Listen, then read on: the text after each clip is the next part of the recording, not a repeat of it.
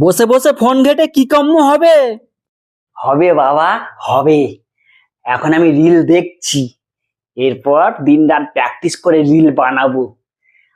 আর তারপর অ্যাপে একটা অ্যাকাউন্ট খুলে তাতে রিল পোস্ট করে ভাইরাল হলেই টাকা পাবো। বড় হনু আজ পর্যন্ত একটা চিনতে পারলো না, সে বানাবে রিল। বাবা তুমি না খুব গালাগালি দাও। তোর লজ্জা করে না? এত বড় হয়েও বসে বসে খাস। দাঁড়াও না, আমি প্রথমে চুপ, কত সহ্য করব? তোর পুঁতে জ্যাঙিয়াটাও আমার টাকায় নেওয়া। কি মিথ্যে। কি হয়েছে কাকু, ঝামেলা কিসের? দেখ না, বাবা কি মিথ্যে বলে। বাবাকে কবে বলেছি, বাবা আমি তো বড় হয়েছি, একটা জাঙ্গিয়া কিনে দাও না।